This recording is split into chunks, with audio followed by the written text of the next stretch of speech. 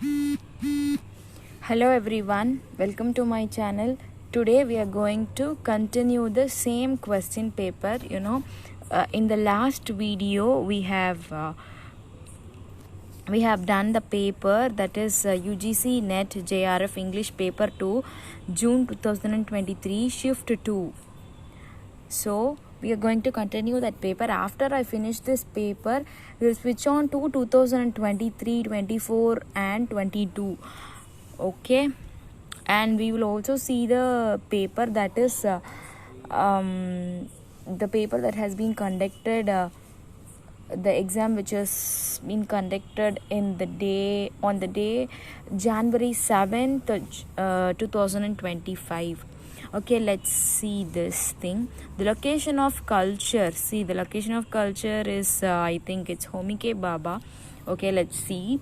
Arrange the following publication of the books in chronological order. The location of culture, the future of the race, black literature and literary theory, the signifying monkey, a theory of Afro-American literary criticism, reconstructing womanhood, the emergence of the Afro-American woman novelist. We are going to study this. Let's write this in a notebook, and every day morning at 5 o'clock let's revise all the chronological orders along with the years and work. Okay. Black literature and literary theory, published in 1984 by William R. Gould. Reconstructing womanhood, the emergence of Afro-American woman novelist, was published in 1907 by Hazel Carby. The signifying monkey, a theory of Afro-American literary criticism, was published in 1988 by Henry Louis Gates Jr. The location of culture, I have told you, right? It was published in 1994 by Homi K. Bhabha. The future of the race was published in 1996 by Henry Louis Gates and Cornel West. Okay, let's remember this every day, the year as well as the work, as well as the writer. And one thing, guys, I have received from Kalyani ma'am's gift, that is the red notebook and the blue notebook, because I have cleared the NET exam this time. So I have got that. In the next video I will show you that notebook. And let's switch on to the next question. Who, along with Richard Hogarth and Stuart Hall, was one of the founding figures of the school of thought now known as British Cultural Studies? Let's see the answer. Among the four options, option A is the right answer. Raymond Williams, along with Richard Hogarth and Stuart Hall, was one of the founding figures of the school of through now known as British Cultural Studies. British Cultural Studies, also called cultural sciences. And cultural studies, also known as cultural sciences, is an interdisciplinary field or scientific branch that examines the dynamics of contemporary culture and its historical foundations. Richard Hogarth used the term cultural studies in 1964 and founded the Center for Contemporary Cultural Studies at the University of Birmingham. Here they have made a mistake. Birmingham. The right word is BIR, Birmingham. Hence the correct answer is option A. Next question. Who among the following are the writers of secular prose in the 14th century? The right option is C, that is A and C, John of Trevisa and John Manville. John Manville, he comes in the period of Anglo-Norman period, I think so. Anglo-Saxon period or in the Anglo-Norman period, because he's a pioneer of British literature. Among the given writers, only John of Trevisa and John Manuel are the writers of secular prose in the 14th century. There were two types of prose writing in literature in 14th century, and later period religious and secular prose. Secular prose or compositions and translations came into prominence in the last quarter of the 14th century. The most widely read secular prose work of the period is likely to have been the Voyage and Travels of Sir John Manuel. The massive efforts of Sir John of Trevisa, who translated from Latin both Ranulph Hingden's Polychronicon, that is published in 1385 to 87, a Universal History, and Bartholomeus Anglicus De Proprietatibus Rerum, that is published in 1398, and it's also known as its meaning is the meaning of De Proprietatibus Rerum is on the properties of things. It's an encyclopedia, and it's a secular work. Next question is, given below are two statements. One is labeled as assertion. This is assertion and reason. Let's find out the right answer. Post-structuralism is unthinkable without structuralism. Post-structuralism continues structuralism's wrongly humanist perspective, and it closely follows structuralism in its belief that language is not the key to our understanding of ourselves and the world. In the light of above statements, what is the correct one? Let's see the answer. Yes, the answer is C. Assertion is absolutely correct, but the reason is not correct. Post-structuralism, guys, post-structuralism is also known as deconstructionism. You should have that thing in your mind. Post-structuralism is unthinkable without structuralism. Structuralism was a literary movement primarily concerned with understanding how language works as a system of meaning. Ferdinand de Saussure, who developed the idea that language was composed of arbitrary units that were void of concept or meaning until they acquired meaning through a language system that relied on differences between terms within their larger linguistic social context. Post-structuralism evolved alongside Jacques Derrida's theory of deconstruction, which emphasized their concept of unstable, unfixed meaning as it functioned in language. The next question is, arrange the following in accordance with their. So the reason is not correct. The next question is, we have to arrange according to its publications. Edward said Orientalism, Western Conceptions of the Orient, Frederick Jameson's work, T.S. Eliot's work, Raymond Williams' work. So we have to arrange it. Let's see the answer.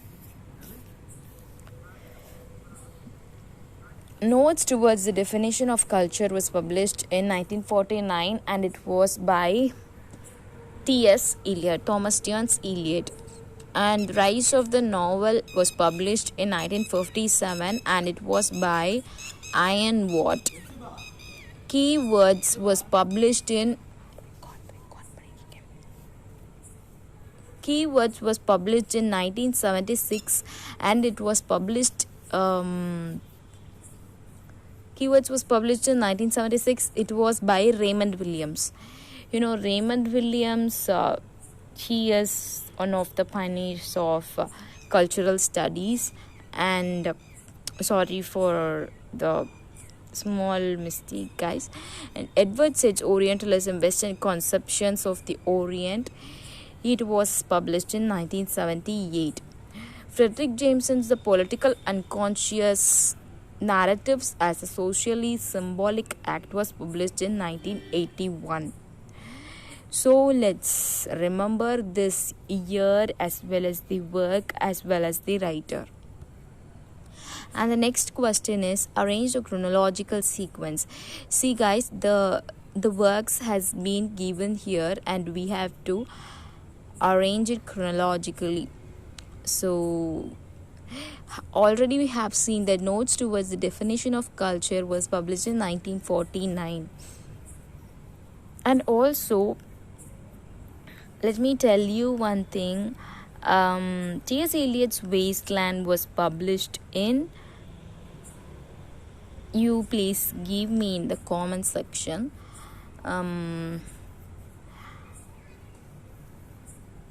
I think so. It is published in 1922.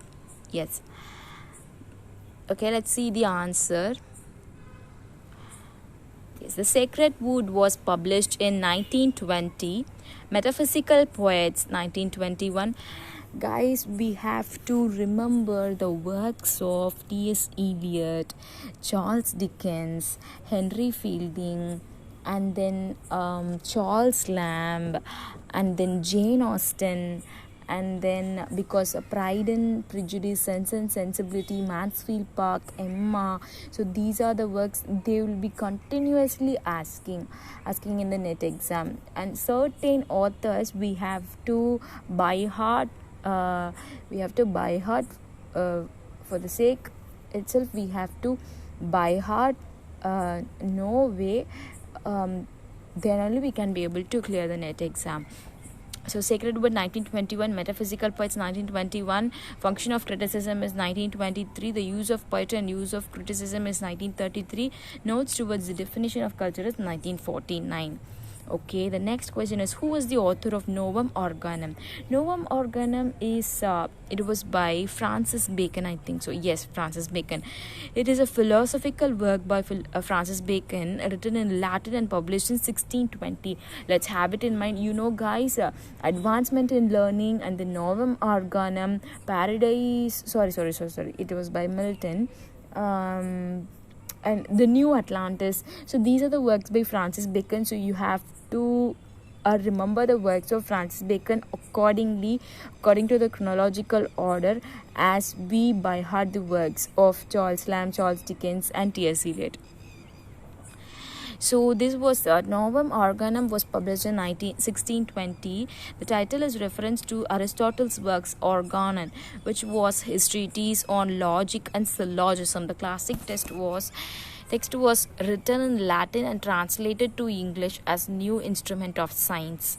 The theme of Novum Organum include the search for truth, the necessity of exploring the natural world, and the rejection of faulty mental reasoning. Okay. And the 48th question is, let's arrange it in chronological order. Their birth.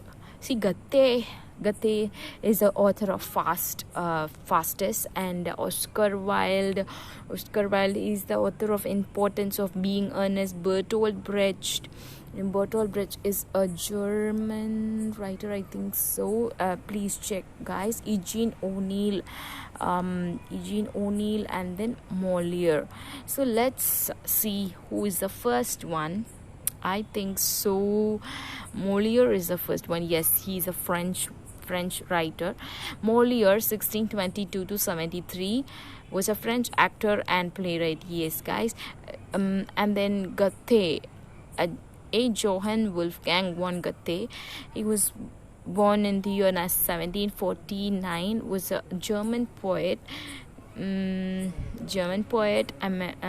playwright, novelist, scientist, statesman, theatre director, critic, and amateur artist, considered the great German literary figure of the modern era. Oscar Wilde,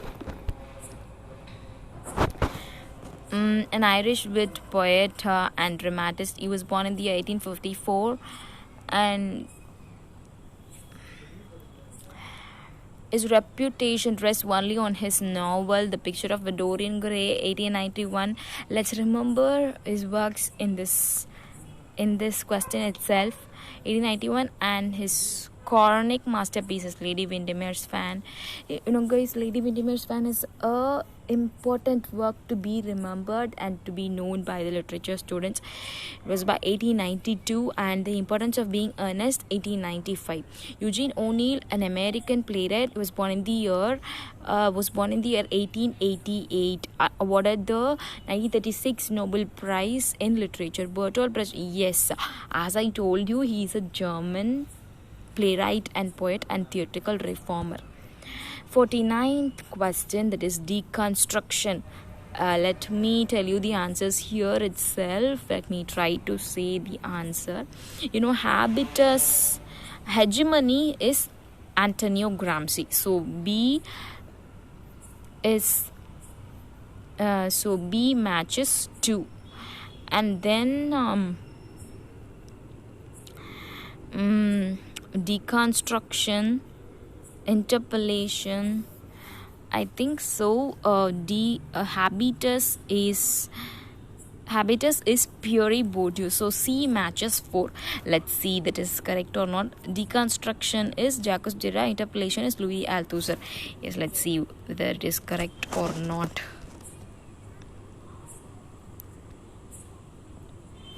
Yes, the answer is correct, guys. Yes, as I told you, the answer is correct. Let's go on to the next question, 50th question. According to Andrew Miller, in Reimagining Cultural Studies of the 4 important kinds of meanings that Raymond Williams attaches to the word culture in his early work, which 3 remain in play in keywords? They've given the options. Let's see the right option. The right option is option B, B, C, and D. The state of intellectual development of a whole society, the arts as a whole, the way of life of a group or people. According to Andrew Miller, in Reimagining Cultural Studies of the 4 kinds of meaning, important kinds of meaning that Raymond Williams attaches to the word culture in his early work, 3 remain in play in keywords are the state of intellectual development of whole society, the art as a whole, the way of life of a group or people. Let's arrange the works, dear viewers. Okay, this was by Thomas Hardy. The Darkling Thrush. These are the poetry publications. Darkling Thrush was published in 1985. A Tramp Woman's Tragedy was published in 1903. Channel Firing was published in 1914.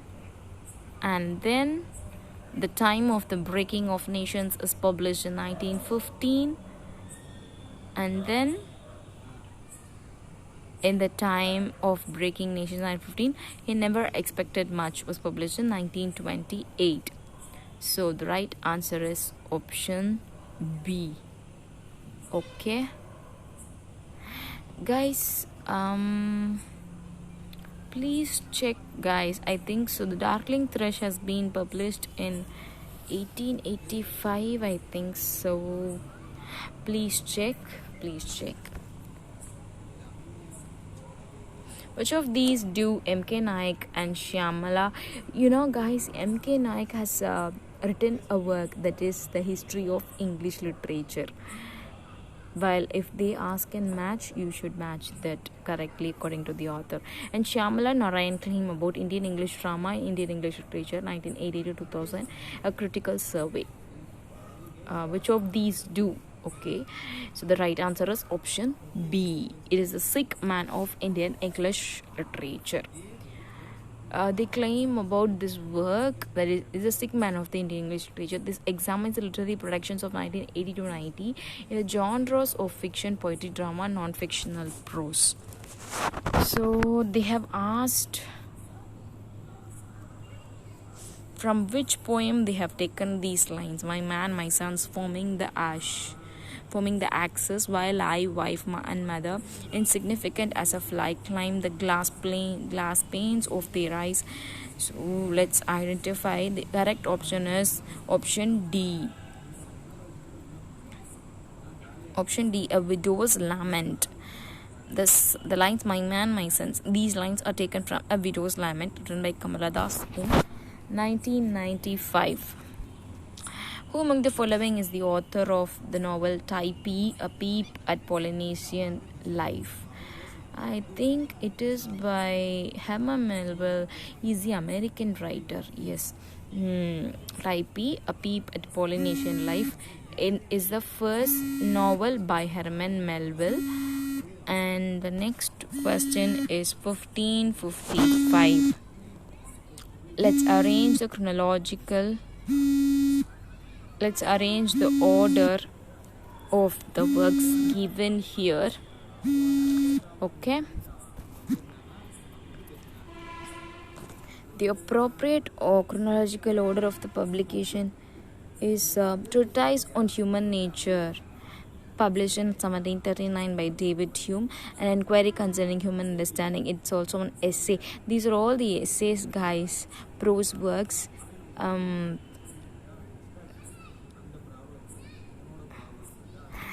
think so. These are all prose works. Sorry, guys, you have to check.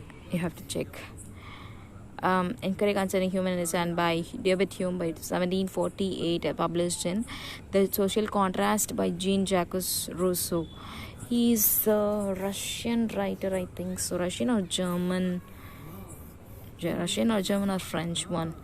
Published in 1762. Preface to Shakespeare by Samuel Johnson, published in 1765. Reflection on the Revolution in France was published in 1790 by Edmund Burke.